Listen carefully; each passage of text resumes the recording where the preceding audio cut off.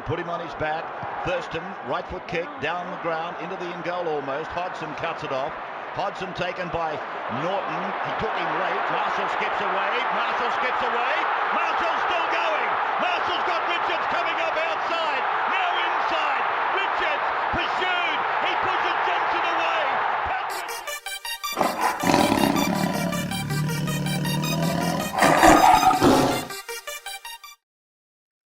Good evening, everybody. It's Tuesday, the 2nd of July, 2024. You're back for another episode of the Tiger Town podcast, brought to you as always by Best on Ground Digital.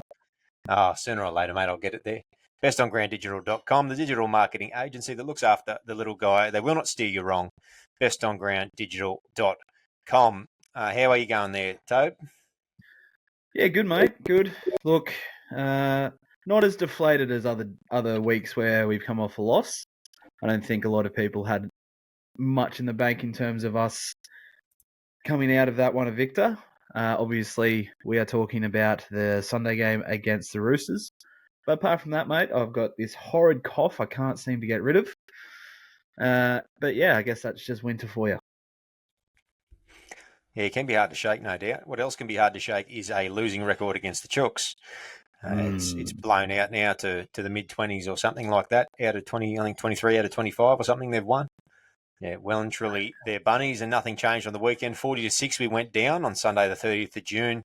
We played that last game. I guess the one of the silver linings, to playing in, or to that game, he's playing in that time slot, because you wake up the next day and everybody's already focused on the next week. So not great, mate. How do you summarise that game briefly before we do it in a more detailed fashion?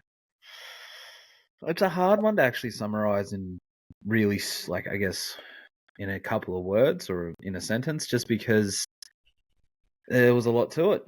But I would probably say, if I wanted to say what I thought of the whole game, I would say overreaction, and I'll obviously elaborate a little bit more on that. I think the overreaction is what most people would expect me to sort of comment on in terms of the two sin bins. But also, I think, apart from that, it was just a game where we needed more control and we didn't have it. So. Okay. Yeah, there's probably a few factors to it, and there's probably a number of things that we'll touch on, we'll talk about. But yeah, I mean, it was what it was. It was a giant gulf in class between the two clubs. There was a massive gap in experience, obviously. They're two clubs at completely different ends of the premiership cycle, as it were. Ours, obviously, being a rather elongated cycle, but we would like to think we're back on the ride now. Yep. Albeit rather a very slow ascent all the way down from 17th, but I digress, as I tend to every single week at certain points. Look, you point me to a Tigers fan who came in expecting anything gravely different from what we saw on the weekend, and they won't be very easy to find, because I think a lot of us have realistic expectations about the side we were coming up against. And as many people have pointed out, I'm not going to get down this rabbit hole, but if you look at that side on paper in terms of the Roosters versus you look at the side that the Tigers rolled out on the weekend, albeit with a couple of people back too, and we were still missing a couple, obviously, but you'd be forgiven for thinking that we were playing over soccer over in Europe or something, where they've got different tiers that play at different times, and you can have an entire superstar team come up against somebody else from a completely lower league or whatnot at different times. And so you look at one side and it's full of internationals and origin players, and then you look at our side and it's full of less than 10 gamers. And I don't mean a couple of them. No. I mean a vast degree of them. If you go down the list, you got Fatapa, you got Luke Lelali'i, Lockie Galvin, who's probably maybe about 10 games or thereabouts. You keep going down. Sam Weller would be a little bit over that. Manamua is under 10 games. Fainu is under 10 games as well. And, so, yeah. Look, I don't think we could have expected much different. I'm a bit disappointed in some people in the fan base, worried that the sky is falling, we're back to square one. I don't think we are. I think that's to be expected. And I think considering who we had in certain positions, considering the way the game went and how well the Roosters played, I'm not going to say we did okay, but they had all the momentum. But here's something to take into consideration too. You got James Tedesco, future former Origin captain, has won an Origin, has won 2 premierships, and is captain of Australia currently. You have Daniel Tupou, who has won 3 premierships. Yep. You got Joey Manu, who's won 2. Hang on, you're not finished there. Former New South Wales winger has also played, I think, for Australia and Tonga. Yep. You got Tupanua, who I think is Tongan. Correct me if I'm wrong, but I could be right there. But I know he's represented one of his countries. Joey Manu, he you're right. is on Tupanua. He's a Tongan international. Yeah. You got Joey Manu, Kiwi international, 2-time. Was he a Golden Boot winner as well? Correct me if I'm wrong. I think he might have been last year. I think he won the year before last. It was Fisher Harris last year. I think Manu won the year before. There you go. 2-time premiership winner. You got Dominic Young, who's still finding his feet, but English He's international. An international. Luke Keary, he is an Origin player, a 3-time premiership winner. Technically an international. He's played for Scotland. Played for Scotland. Sam Walker, future star. Sam Walker, hopeless, hasn't played an international. Yeah, how does he even make that side? Fair dinkum. JWH, Kiwi international, 3-time premiership winner. I think he's captain them as well. Kiwi international. I think he's only won 1 premiership. I think he only won 2020. Don't think he was there in 2017. So he's only won 1 to him. Let it go. Then you've got Tyrell May, who no, he's a nobody and he's overrated. I don't reckon he's as good as everyone's cracking on about. He sucks. Angus Crichton. Yeah, undoubtedly the in-form second rower of the competition right now. Yep. Origin representative, premiership winner, international. Victor Radley, English international. And if he wasn't, he probably would have played Origin by now, but he got impatient and went and played for England instead. Yep. Connor Watson, Indigenous All-Star, Origin international. I mean, not Origin player, but he hasn't won. Oh, yes, he did. I think he won a premiership, mate, in 2013. Sure, I don't know. Spencer Leniu, 3-time premiership winner, Origin star. And then you've got that rounded out White, Butcher. I think Butcher's I think he was there when they won the premierships back to back. I know. Then you've got Collins, who's played for Australia and Queensland, obviously. Current. So you add that up. And then if you look at ours, you've got, let's see. Dewey's played for Lebanon. Dewey's played for Lebanon. Caesar's played in the All-Stars game. Steph's played for Tonga. I think Caesar also played for Italy or someone. Maybe. No. You got Steph played for Tonga. You got Appy. We all know what Appy is. I think Pole played for Tonga B or Tonga A. Didn't make the actual side. Porter no, Fainu no, Matamua no, Sione no, Seyfarth no. Clemmer has obviously done both, not for a long time, and Bateman, current English international. Anyway, I see what we're going to talk about. We've harped on it about it for the last 10 minutes. But yeah, I just wanted to really focus on that. So if there's anyone listening to this, it's like the sky has fallen. Have a look at the team we played. Yeah. And have a look at the players in that team. And the other side too is that we've won 2 of our last 3. Let's not forget that. And as much as they weren't brilliant games, last start before this game, we put 48 points on Canberra.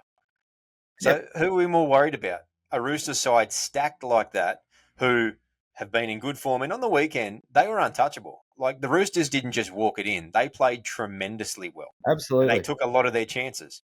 They had bounces of the ball go their way. They had the 2 sin bins go their way. And they put a broom through us. But, there's a lot of mitigating factors around it. We've been getting a few plaudits or I don't know if plaudits is the right word, but we've been called positive a lot lately, which is I guess a nice bit of feedback, but that's because there are positive to negative situations. I'd be more worried if I was Canberra getting 48 put through us by the West's Tigers last week. It's not even comparable. The likes of the Warriors getting 66 put on them by the Titans.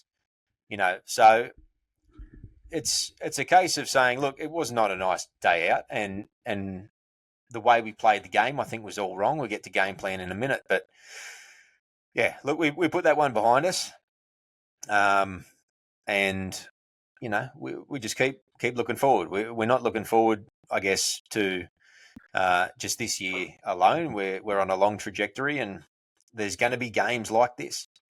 Absolutely. And I feel like we've said this over the last couple of years. Oh, let's look forward. But the thing that obviously gives me a lot more hope than it has in the past is all these young guys we've debuted.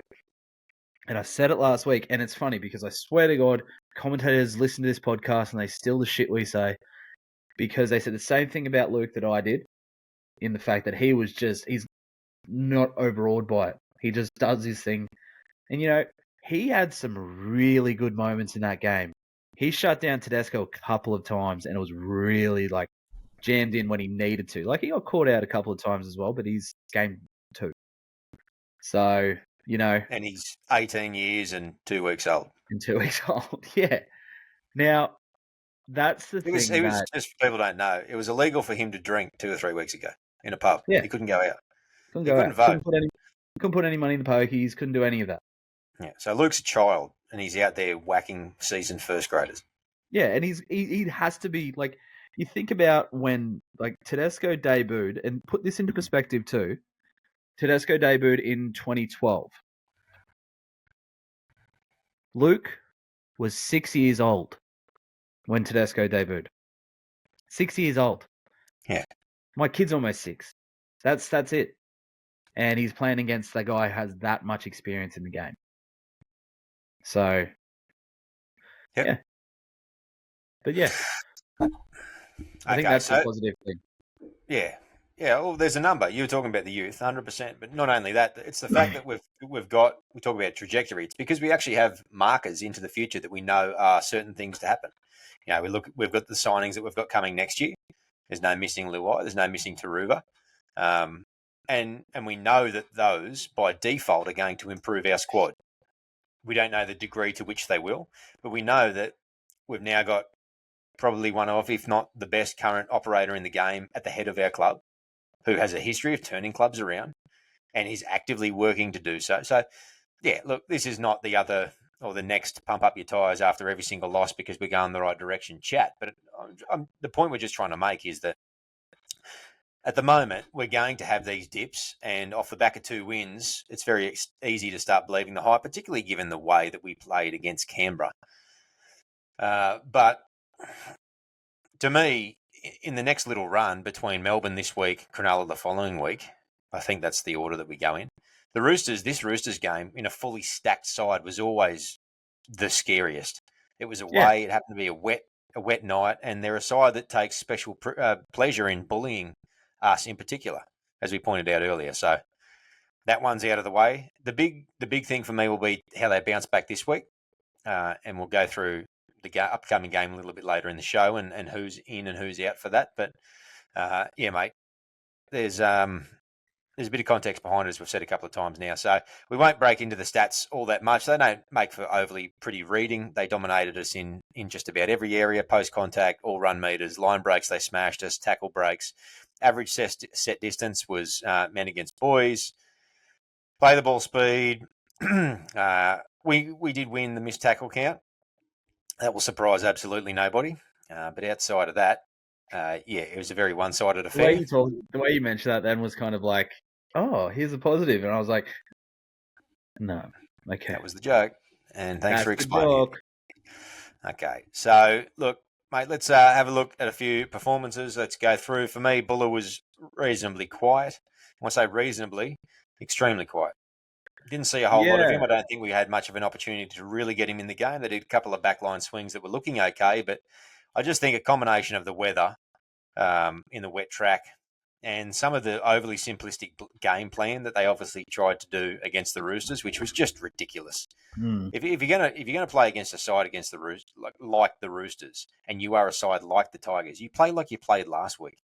You use the ball. You have bodies in motion. You don't play safe football just because it's wet. Fuck that. We're never going to win against a Rooster side playing safe football. Anyway, I think those things worked against Buller. What did you make of his game? Agree. I will say I don't think he had an error. I don't think he. I think he held the ball every single time. I think he was solid without setting the world on fire, but that came down to a lot more of the pressure that the Roosters were putting on us. Like, I think we may have had our chances down in their end at times, but I reckon for at least 60% of that game, we were He made parked in our 3 own handling 20. errors, mate, and gave away a penalty. So I don't know what you're watching. Oh, really? Yeah, I don't know the difference between errors and handling errors, because it says he made 2 errors and he made 3 handling errors and then a penalty. So I don't know how that makes sense. If somebody wants to enlighten me on that particular stat, let me know. See, that's the thing. I don't really remember him having I guess any errors along the lines of that. So yeah, there you go. Obviously, maybe I was just more, I guess, succumb to the fact that we weren't going to win, and so I wasn't paying as much attention. I will say, I didn't watch the game again. I didn't feel I needed to. There wasn't much highlights in there for us. I probably could have watched a little bit to see what exactly happened and who did what. But look, for me, it was a game that I was happy to scrub. So I think we have to just to get by and look to the next week. Look, the tackle efficiencies in our back line really don't make for pleasant reading. Allow me to go through before we keep going through the players one at a time. Jerome Buller's tackle efficiency was 28%. 2 tackles made, 5 missed. He's a fullback. Yeah. He's a last line of defence. It's a different kettle of fish in that situation. Yep. Oftentimes, if he's stopping breaks, and there was 10 line breaks, mind you, just simply slowing the player down is effective enough for a fullback to do as that last line. So I don't read a tremendous amount into that. Solfa Atape, however, 2 tackles made, 4 missed, a tackle percentage of 33%. Brent Naden, 17 made, 5 missed, 1 ineffective, 73%. Adam Dwayhe, 75%, 12 tackles made, 4 missed, and a couple of costly ones too, because even though he turned around and gave Fatape a serve for coming in off his wing earlier in the game, he then had 2 opportunities on that side where Fatape listened, obviously, and stayed on his man, and Dewey got beaten on the outside both times. So, issues on that edge. We'll talk about that in a bit. Luke, he tackled at 40%. We're giving him a pass for a little bit. 4 tackles made, 5 tackles missed, 1 ineffective. So that the tackling efficiency of the back line, which, remember everybody, does not include the ability to read a play.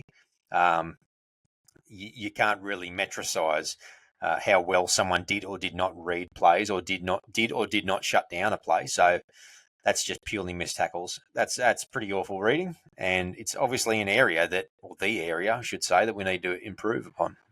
Yeah, absolutely. And I think it's fair to say that hasn't really been, and I say that as a collective. I say that as the whole backline, it hasn't really been something that I've been too concerned about over the better part of, I guess, the whole season so far. But I think what that showed there, that game, is probably more like, obviously the difference in class was definitely there. No one can deny that. No one can sit there and try to dispute that. But I think it also just showed that they are still young, a lot of them, and potentially you think about the start of the year when we had the 2 wins, and the media goes, "Oh, we're going for 3 in the first time and ever." Potentially, the occasion got to them again. The wet played a part, a lot of that stuff. So yeah, they didn't play well. No. Fatape. Look, I think that side just got schooled. Yeah. Unfortunately. Fatape is not a winger. I don't know why they've tried to make him into a winger, and I don't know why he's been put on that side, because, you can't have 2 wingers with that height disadvantage in the same side. You'll just get bombed all day, particularly who we were playing last weekend. He's willing and he's a goer, but he's a centre.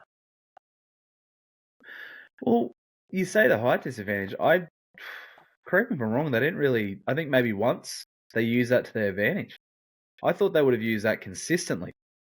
I thought that would have been their go-to, but I think there was one, and even then, I'm not sure if it was actually a leap over and a take from Tupou. Potentially batted it back. But I don't know. You're right. Like, there's no disputing that. There's no disputing that. Fatape is not a winger. I don't feel he is in any way, shape, or form. I feel like he's played some good games for us at centre. Well, he's played better games for us at centre.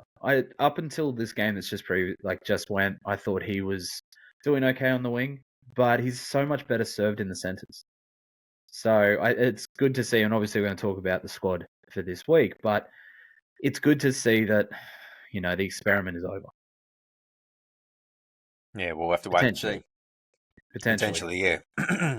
There's a good player in there, no doubt, and he's, like I said, he's willing and he runs hard and he's a competitor. And I like people that are competitive and they're on the ball every play. And I like that he does that, but he's got to spend an off season. And mind you, he doesn't have an off season because he joined late January, I think, from memory. So he needs an off season working in defence.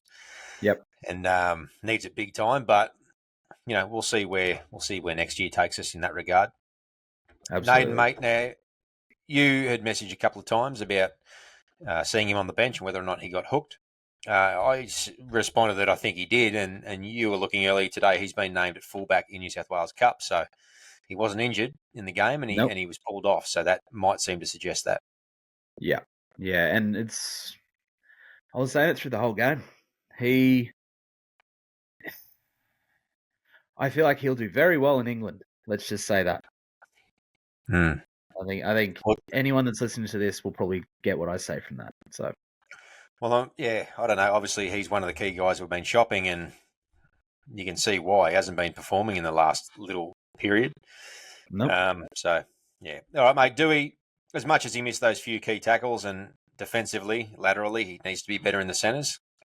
He came up against probably the best centre in the game, or close to it, in Joey Manu, and then he had outside him his chest broke his hand. Yeah, and then outside him he had one of the quickest blokes in the league, and the passes were just on point. It was dry weather football in the wet. It was bullshit. But outside of that, I thought he didn't stop trying. He keeps looking for opportunities. I still think we look dangerous with him in the side. So, yeah, he was, as much as he didn't have his best game, I think he still ran for 171 metres.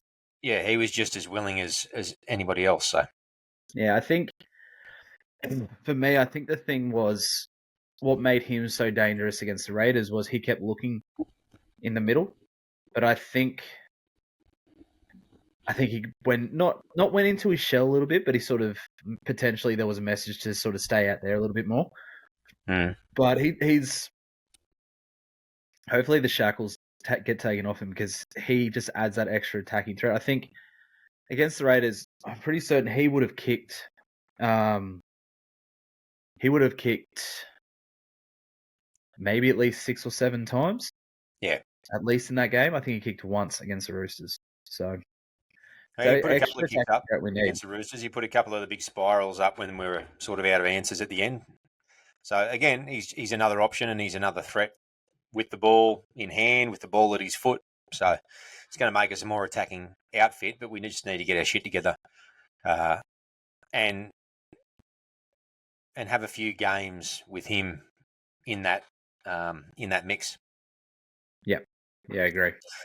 Look, Lee, we spoke about him before. I'm really happy that he's got a little run of games, to be honest, because I think he's the type of player that's only going to get better with time. He had a couple of key misses, both in defence tackling, and obviously he had a key drop as well, which proved to be important. That, to me, was a textbook disruptor. We've just all of a sudden forgotten about disruptors now. At no point was he looking to even bat the ball. He was just there swatting away at it. It was ridiculous. Yep. So, yeah, of course, we didn't get that one. But I think, look, he's a project player and he's a talented player and he's someone who, albeit he's a fullback with a good skill set that we haven't really seen yet, hopefully he's somebody who can grow into that position, and he's every chance to over the back end of the year, if he continues to get his opportunities, make a wing spot in 2025 his own to start the year. He's every chance. Absolutely. Well, I mean, it works very well for the Panthers to have a To'o or a Lauli'i in the side as well as a Taruga. So, yeah. Lucky Galvin, mate. I thought he didn't stop trying. Once again, he's all over everything. He's like a Sam Fainu in that he's competitive on just about every play possible. And something that I'll go back to Buller as well, who's been competing a lot more on kicks, as much as he didn't do it as much on the weekend. yep. We're starting to see a few of those types through, and the more people who compete on every play like Lachlan Galvin, the better the side's going to be overall, and the wins will come. I guarantee it, because between he and Sam Fainu, just about every cover tackle involves one of those two in some way, shape, or form. It's insane. Yeah, I think that I think there is still work to be done in terms of his defensive reads. I think I saw a bit of that where he jammed in where he didn't need to, but it's his first year of first grade and he's 18. So, like for somebody that's 18 to have the stature that he already has in the game is really impressive.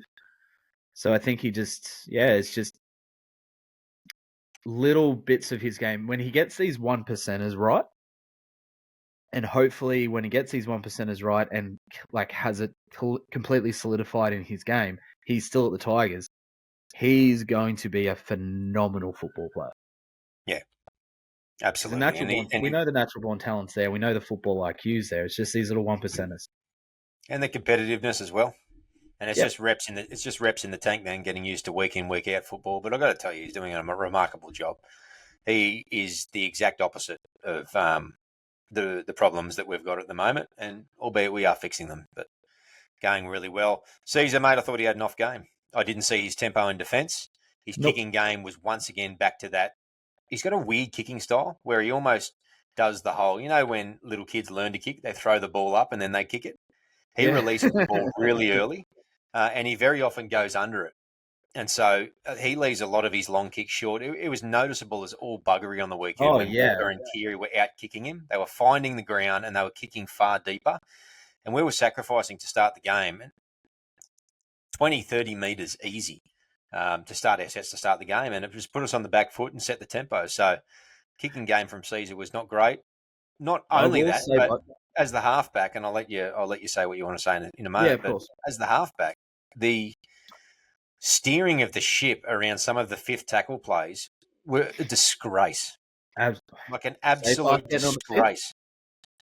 So who'd they give it to on the fifth? Was it Fainu? Safe path? Yeah, but did they give it to Fainu on the 40-metre line or something? Oh, something like that, yeah. Oh, mate, like seriously, like unbelievable. And that was early in the game. So, again, consistency is just not what we're getting from our leaders at the moment. Great last week. Really poor on the weekend. The only thing I will say is he did find the grass a couple of times, and finding that against Teddy is a hard task at times. So especially when he is when he's firing as much as he has. Like if I look at Teddy's stats, Teddy ran for 231 meters. Now, granted, he's running through sometimes wet paper bag defense, but he still can anticipate those kicks better than most. And to find the grass against him is not bad. Stefano went from world beater to bottom of the pack overnight once again. If he's trying to get someone to sign him for $1 million, he's not doing it well. He currently has an offer on the table for 800 for over 5 from us.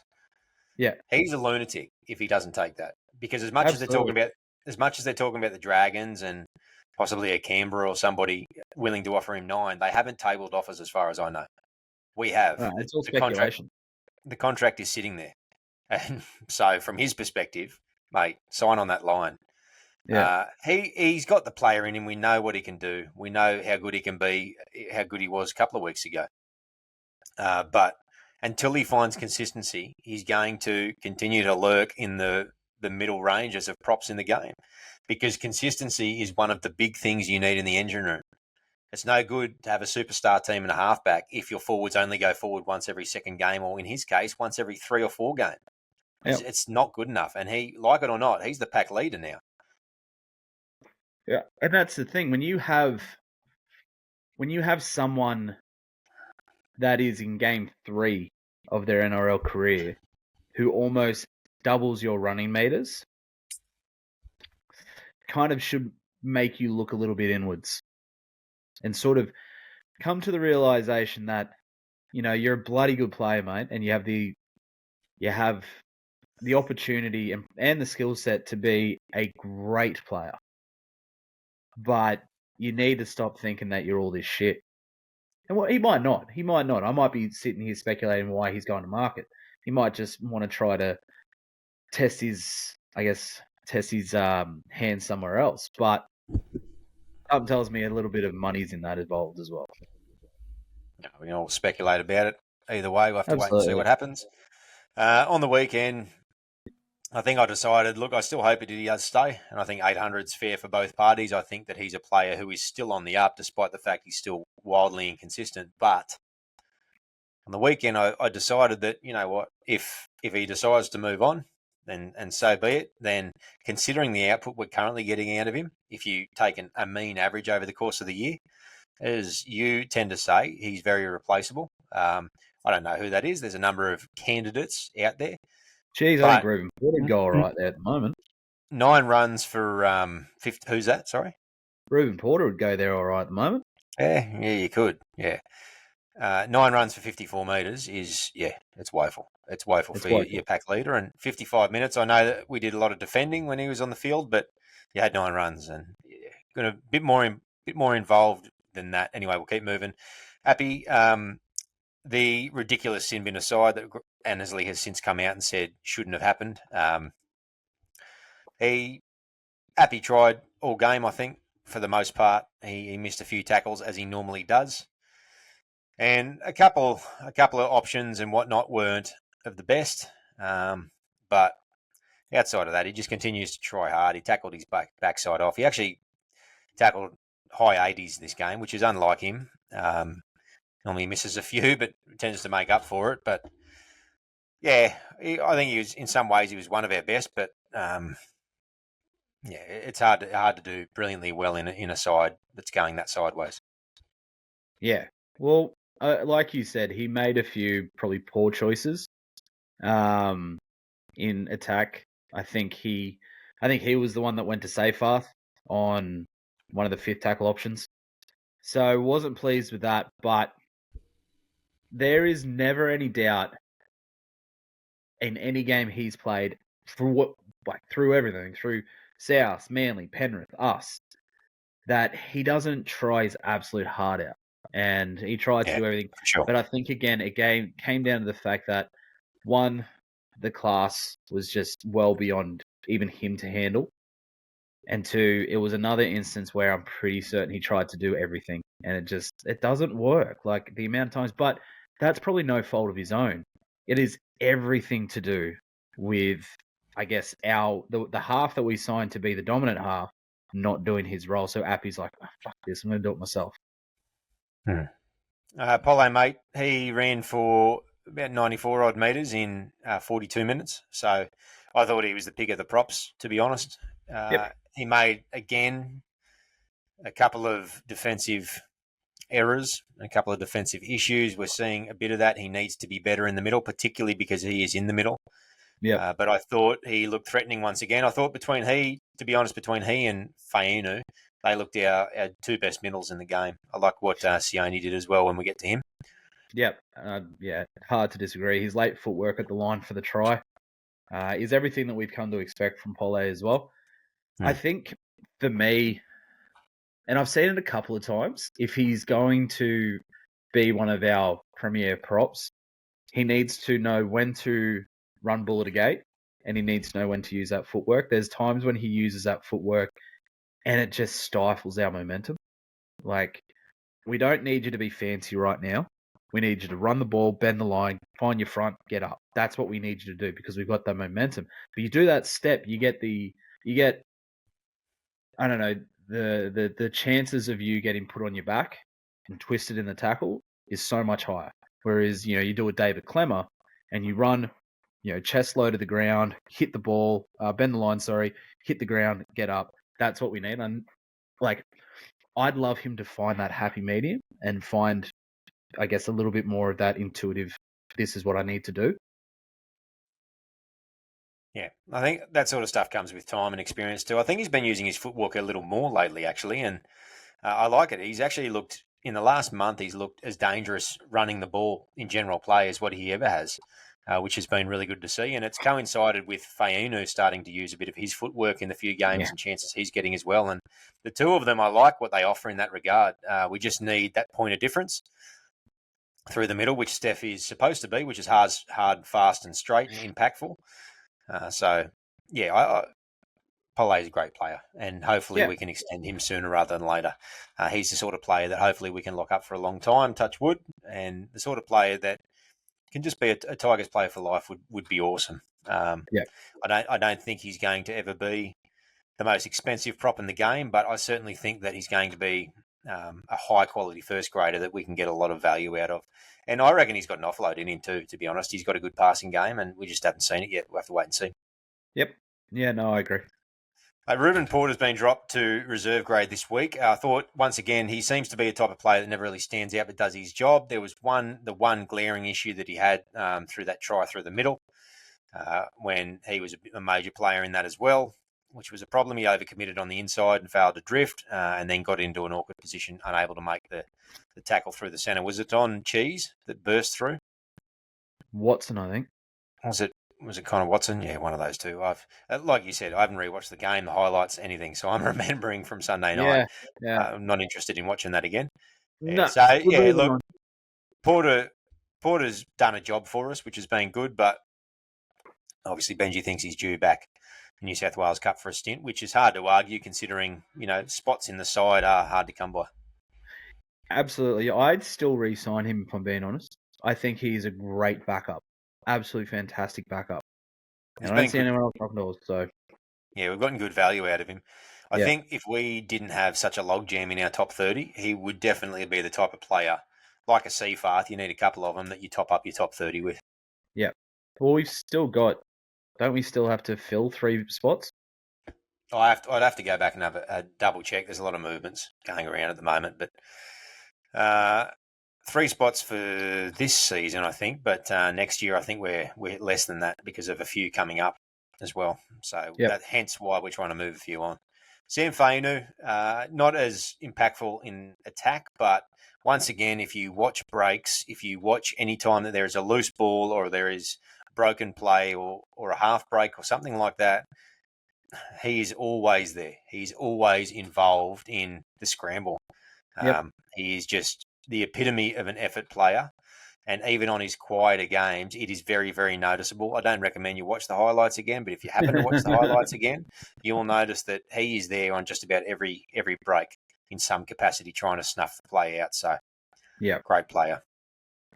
Yeah, and it's funny that, excuse me, it's funny that you say that. Well, I was saying before about, trying to find that happy balance between your footwork and knowing when to punch the line when you need to. And you say it comes with time. I say it so many times, and I've said it. I reckon I've said it every single week about this kid's IQ, football IQ, because I think he already has that. You said he's starting to find his feet and starting to do a bit of that, but he also knows when he just needs to hit that line and hit that hole and find his front. And I'll say it again. I love the kid. I love him. And now it's funny. Now all the commentators are starting to come on board with it as well. So who's wearing a headgear? But did he have a cut or something? It looked like he had headgear on to start, and then it looked like the headgear was off, and they had black strapping, and then they had to be continually strapped. So he must have had a cut of some description. But okay. Mate, Justin Matamua. It's weird what Benji's doing at the moment. For me, he's really oscillating between Sione and Justin in that lock role. Which I mean, if you carry that number of forwards on the bench, then so be it. And we carried essentially 4 forwards on the bench on the weekend, but Look, it's the same as last week for me with Justin. He looks sharp in attack, particularly his passing and the way he digs into the line. I think he does that really well. He's solid enough in the middle, but there's just, I don't know, there doesn't seem to be much of a running game, and there's not a great threat in the middle. Whereas I'll compare him to Sione once more. Sione has that footwork at the line, has a good passing game as well, and he's solid in the middle too. Excuse me. Yeah. Look, I'm not sold on Matamua yet, but again, I'm not sure whether that's purely his fault. I don't know if Benji's using him properly yet. I don't know. I'm just not sold on him. I've said in the past, he does some really good things in attack, and there's no two ways about that. But his deficiencies in defense it completely overshadows it, in my opinion. So, what deficiencies are you talking about? He tackled pretty well on the weekend. 23 made, 2 missed, 92%. His laziness more than anything. Yeah, he's slow. He can be slow out of marker and slow to react sometimes between that A and B. He looks a bit heavy to me. He looks like he's carrying a bit of weight. Yeah. Maybe he needs to drop a few kegs. But no, that's right. Spoke about Sione. Big fan of what he's doing. I think he's a great player from the bench at the moment. Yeah. Excuse me again. I'm loving everything I'm seeing from Sione. I'm not late to the bandwagon that you have started taking off on. I definitely liked what I've seen from him, but he seems to be someone that continues to go from strength to strength. And we know that. He's been, is this his second or third year with us? I think he came mid-2022. So I think he's been for 2 years. Yeah, okay. Well, he's been in the system for a while. Whether he didn't catch the eye of, the higher ups to get a start before then, I'm not sure. I think from everything we've seen from him, he has the skill to have made a debut prior to this year. But yeah, I think him, maybe it's just a Fainu thing. Maybe the Fainus are just really smart footballers, all of them. So it's actually Sione's birthday. He turns 23 on Thursday. So happy birthday, Sione. Happy birthday. Happy birthday. Yeah, happy birthday, mate. Yeah, happy birthday. Why not? And if you listen to us, because I know you do, shout us out, yeah? Do it. Absolutely. Seyfarth, a little bit of a quiet again. Didn't play as many minutes, only 33 on the weekend. Ran for about 70-odd metres and made his tackles. Didn't see a whole lot of Seyfarth. Yeah. No, again, just did what he needed to do. Had a very simple game plan again. And when there's a simple game plan, he is either very good or he is run of the mill and he's serviceable. When you try to give him too much responsibility, that's when he crumbles. Clemmer was very simplistic and a little bit too simplistic for mine. A few times the ball was given to him just to kill a third or fourth play, which was doing my head in, particularly when they're trying to chase points. Yeah. You can have a Clemmer in the side and he tackles well and he runs hard and all that sort of stuff, but he has a very particular role and it's a very one-dimensional bench spot that we've got on there. So if he's playing limited minutes, that's awesome, but I need more impact. If he doesn't have the run in his legs anymore to be impactful, then I need an offload or something if he's only going to play that limited minutes. Yeah, I agree. I think he was very much one-dimensional. I think he didn't offer as much. He just when he starts, he does what's needed. He gets through his meters and he gets through his tackles. But that's what a starting prop really should be doing, setting that platform. If you're coming off the bench, you need to have something to come off the bench with. John Bateman, mate, played a fair bit in his game back, slot into the second row. I think Porter then pushed into the middle at some point. I know that he wasn't perfect, but I just love having him back. I love his competitive nature. He was on the edge. You could tell he wanted to have a crack in a couple of situations. You could tell frustration was building once again. He wanted to get into Lindsay Collins, didn't he?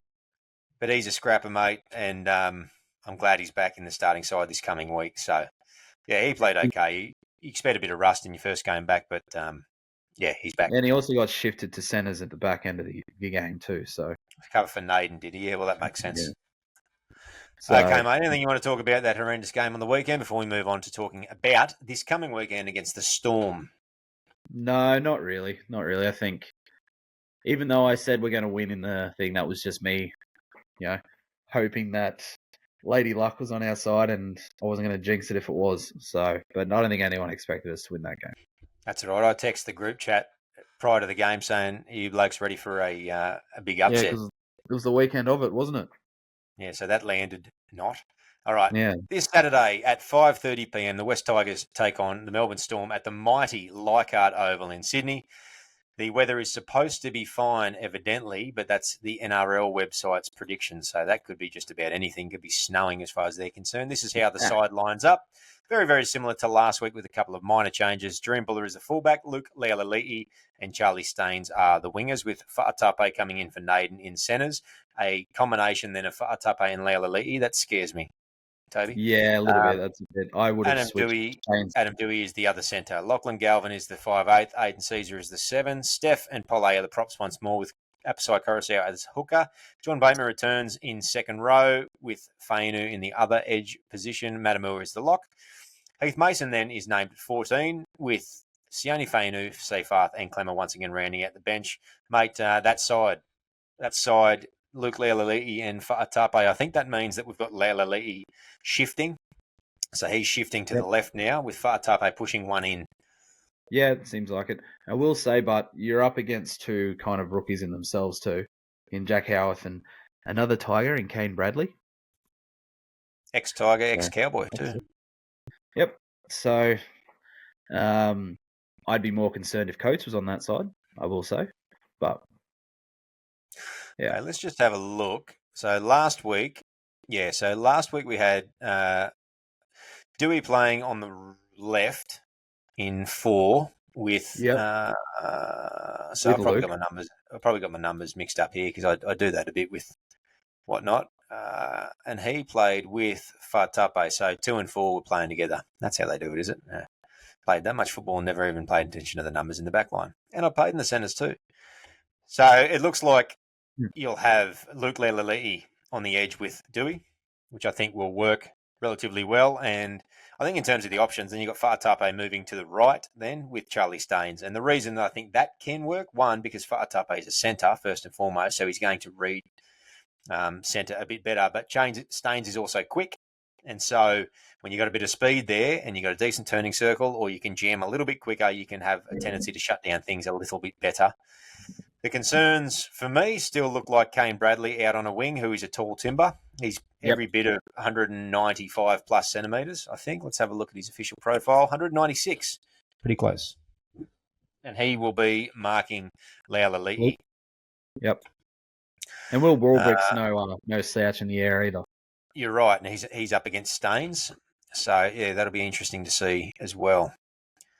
Okay, mate, so how do you beat the Storm? Particularly the Storm that they got this week. Bear in mind that they have got Harry Grant missing. They've got Cameron Munster missing. They get Pappenhausen back. Yeah. Which is good for them. Yeah, we all love Pappen, no matter who you are. Yeah, and outside of that, their bench is they've got Nelson and Welsh on the bench with Farlongo. So a bit of experience and a bit of excitement on their bench. I'll go back to the original question. How do you beat them? Also, I wouldn't be surprised if Remus Smith comes into the side. So he might come in for probably for Jack Howarth as well. I will say he's named 18th man, though. Sometimes if people are going to be late inclusions, they're often further down in the reserves, and the 18th stays the same. But we'll see. Yeah, okay. So how do you beat? I think for me, probably shutting down Hughes is a big thing. I think Wishart doesn't have enough skill in his halves. I think he's more of a traditional running 5'8" rather than a skillful 5'8". So he's shutting down Hughes. Yeah, he is. He's not a bad player. He's just not a superstar. He's going to tear us to shreds now. You know that. That's usually what happens. When I talk shit about another player, they usually destroy us. You're not allowed to say any names from any opposition teams prior to the game ever. Otherwise, that person will tear you to shreds. Look, who knows? Maybe he'll hear this It'll get in his head, and he'll have a shocker. Who knows? Oh, yeah, that's bound to happen. Yeah, he always listens to us. He shouts us out all the time. Good. Because if you shut down Hughes, you shut down Pappenhausen's time as well. I think Hughes is extremely good at getting Pappenhausen into open space, and then Pappy does Pappy. So yeah, I think the problem for me with Hughes is that he's quite a good runner on a dime too. So if you rush him and you make a poor choice that isn't backed up in behind you, then he can quite easily beat the rusher, and then all of a sudden it's a half break. So they do need to be mindful of that. But look, mate, it sounds overly simple. They just need to go back to what they did against Canberra. Have decent enough line speed. You don't need offside every play Roosters last week line speed, but decent enough line speed, compete on every kick like they did against Canberra. It was incredible. And have great kick chase, general kick chase. Like, you do that and you cut down the time as you're talking about with the likes of a Hughes, who is the key playmaker, key kicker too, I would argue. And you're going to really limit the impact, particularly on the two tall timbers on their edges, like you mentioned. Yeah, I think, and also, we go back to the game plan that we had against Canberra. We weren't afraid to play football. I know we were trying to play to the weather against the Roosters, but it came down to the fact we looked like we were trying to play their game. That's not us. We don't play their game. We play our game. So, yeah, I think it's going to be. I do actually want to click. Okay, cool. We got Peter Goff. Sick. I was just looking at the ref. Sick. But yeah, I think for me it's just Hughes. It's all about Hughes. Yep. Okay. And I agree in that regard. I think that if you limit their time, the kicking game takes somewhat their edges out of play. I can't speak to the speed of some of their backline. I don't know that Howarth and Bradley are absolutely lightning. I know that Warbrick is handy and Pappenhausen is obviously is reasonably quick. The other strength that they have is their edges. Eli Katoa can be prone to a miss or two, but Bloor is a wonderful defender. But both of their edges run hard, fast, straight lines. They're both terrific hole runners. So our edges need to be really on point. Having Bateman back on one edge is going to be very helpful, I think. And Galvin has shown that he's a reasonable decision maker in that regard. But the thought of having the likes of Katoa and Bloor hitting an edge straight and hard as an option, with Pappenhausen sweeping around the back, given how our left edge in particular fell to pieces on the weekend, is a cause for concern for me. So how do we beat them? That's what we need to be mindful of. How do we beat them? I think we do what you've said, but I also think we look to our edge as well. I think Dewey can really go at Anderson in the game a fair bit. Anderson has a defensive record of about 76%. In fact, 76.6% is his tackle efficiency. So he's not exactly setting the world on fire there. It's remarkably similar to Dewey's, but I think that Dewey, from what I've seen, is a far greater attacking threat. So I'd be working over Anderson's side, which would put him with Bradley, who's relatively inexperienced as well. So we could see the likes of Dewey and Luke Lealali'i see a bit of action. Well, that's the way I'd go anyway. Yeah, and it's hard to disagree with that. That's, like I said, shutting down Hughes is how we stop them and how we stop them putting on points. How we win and how we, I guess, compete in terms of attack is exactly how we did it against the Raiders. Early shifts, play some fast, high-tempo football. We looked dangerous at times in that Roosters game when we did the early shift. I wonder why. So, yeah. Yeah. The other thing that they could think about doing is maybe kicking early and turning Pappenhausen around a lot.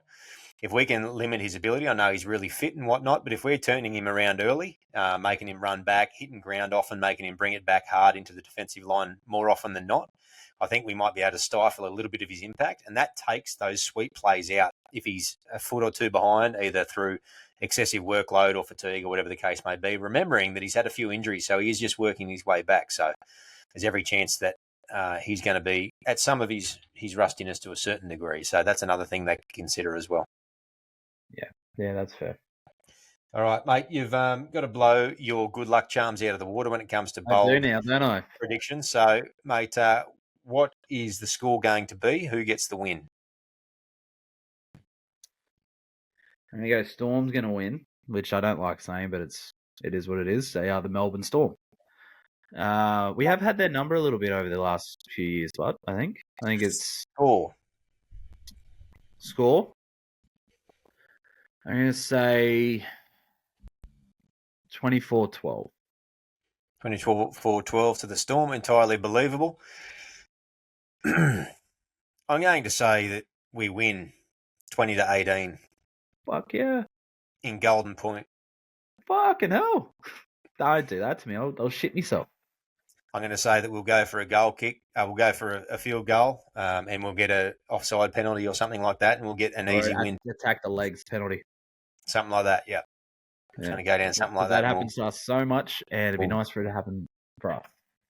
I agree with you. What you said earlier, though, we've got to go into this game looking to play footy. That's the Tigers. That's who we are, and that needs to be what we're doing heading forward. So I hope that's the case. I hope that's what they do. Absolutely, absolutely. And funnily enough, us playing the Storm at Leichhardt, I think we have not a horrible record against them. I actually saw the Tigers beat them back in, I think it was 2009, maybe 2008. Might have been 2008. Yeah. When the Tigers beat the Storm. I think Chrissy Lawrence ran down the side off a scrum play in the last second. It was great. Lifetime ago, mate. That gap is the difference between the 2005 Premiership and the Balmain lost grand final in '89 to Canberra. So there's an indication of the difference in time. Yeah, so what? It was still a good time. Good story too. Yeah, great story. I want people to know that I went there. Bold prediction for me is 2 tries to Luke Lelali'i. Oh, I like that. I like that a lot. Mine is Steph's going to bounce back, and he's going to bounce back with a vengeance. I think he's going to run for over 170 meters. So 171. If that's over 170. I don't know. I have to consult the calculator for that, but we'll confirm. All right. Well, fingers crossed. Mate, anything you want to talk about the Storm game or anything else you want to add before we wrap up the show? No. I do. I'd like to talk about the abysmal sin bins and the shockingness that they were, but I think that's probably been harped on enough. Yeah, it's been done to death. As per the ongoing Steph saga, that doesn't seem to come to an end at the moment. We'll see how that continues to play out. What I will mention briefly is the home ground rotation and the plan for the next 3 years, which has been released. So 4 games at CommBank Stadium, 4 games at Campbelltown Stadium, and 3 games at Leichhardt with 1 at Magic Round. You can only assume the Magic Round comes with a significant financial benefit, as per Shane Richardson obviously being a key reason why he's changed his stadium program. Mate, I'm all for that. I'm all for that rotation, provided that, 1, we don't play a Brisbane or a Queensland-based team in Magic Round up there if we're taking our home game. And 2, we don't play Parramatta at CommBank for our home game. If they do that, it's a disgrace. They did that a while ago, and it's ridiculous. That would be something. I think that was an Easter Monday game. It was ridiculous. Yeah, it was. It was like their grand opening or something. It was rubbish. And it just should not happen. If Parramatta, their home game, they can take us there, but we should be taking that side to one of our areas. Yep, 100%. 100%. Outside of that, great stadium, and I'm happy for it. It's in the west. It's not in our west, but it is in the west. So good spot and good stadium. So happy days. It's probably one of the better options, but that's the one thing that I wanted to mention on that. Yeah, no, and I don't think many people disagree with you. Good. Well, I hope so. Mate, I might wrap up the show there now. I'll get to our PSAs. You can find us on YouTube, Facebook, Instagram, on Spotify, and on Apple Podcasts. 2 podcasts we recommend every single week, the West Tigers podcast and the West Tigers Faithful podcast. Give both those shows a listen. Tell them who sent you, the humble blokes over at the West. Not us, we're not the West. The Tiger Town podcast, that's us. I had to remember what show we were on for a brief moment there, mate. Just a little bit. Best on Ground Digital, our sponsor. Thanks once again to the people over there. bestongrounddigital.com. Anything digital marketing related, they've got you covered. They will not steer you wrong. bestongrounddigital.com. Mate, thanks for another cracking show. We can put that game behind us now. Yeah, we put that game to bed, and it's done and dusted. We move on, and we face another top 4 team. So We do. In fact, I think they're clear on top of the ladder, aren't they? potentially. Melbourne Storm, Yeah, 4 points on top of the ladder. How'd that happen? sick. Just I like don't know. how did the Bulldogs get into 5th? That's wild. Fuck the Bulldogs. All right. Mate, 5:30 on Saturday, we're going to be watching the game. We're going to be in all of our chats. If you're down in the area, get down to Leichhardt, rain, hail or shine, support the boys. I sense a bit of a bounce back, at least to some degree. Let's hope that that's in the water down there. As always, thank you once for tuning in. Oh, thank you once for tuning in. Thank you many times for tuning in. Thanks once again for tuning in. And as we always say, to close off the show, go the mighty West Tigers. Up the Tigers.